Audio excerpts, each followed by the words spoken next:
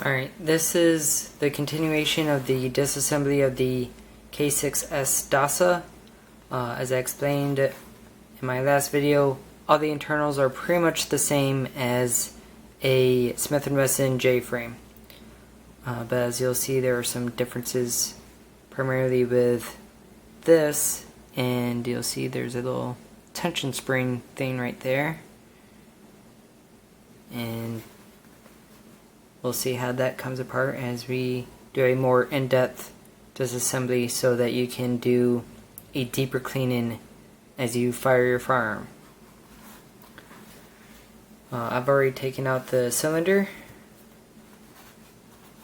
From here, what I like to do is I like to take a Q-tip and press in that little cylinder piece. And then from there, I'll lock it back.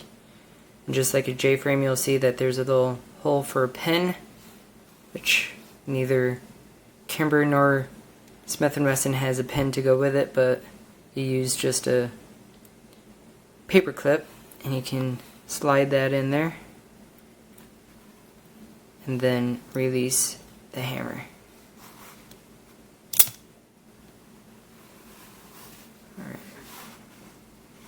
And there, that just slides in, and then you just push it out.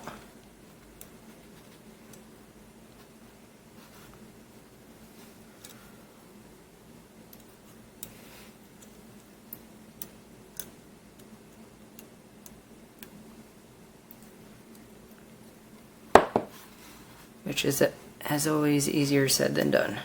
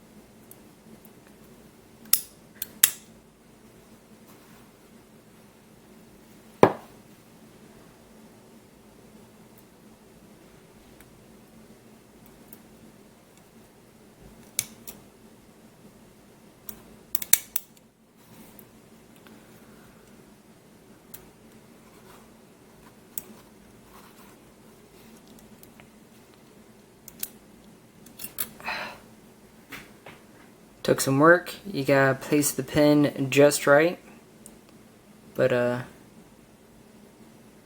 there that is. Alright.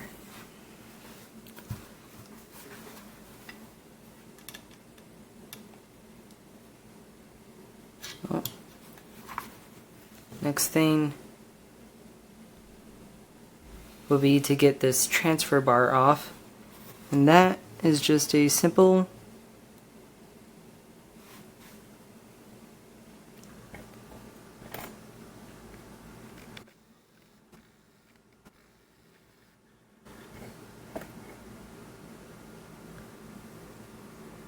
little process of being very careful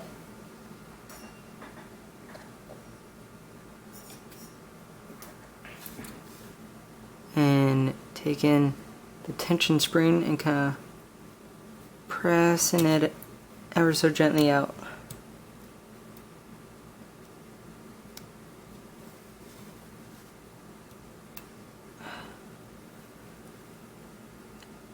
You can see that little tension spring just hangs out right in there.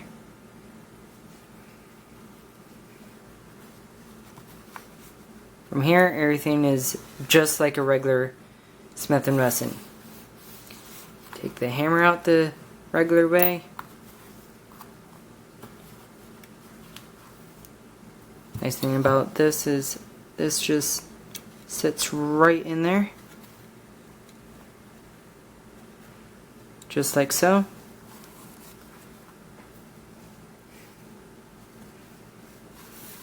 From here, I take this fancy little tool and I will press that in and holding your finger over the spring, lift up.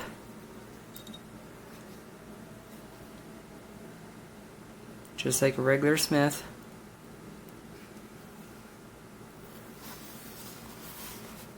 And then from here,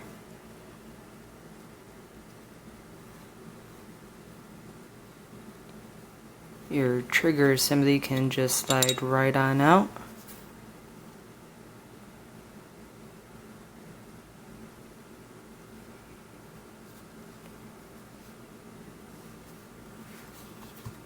And then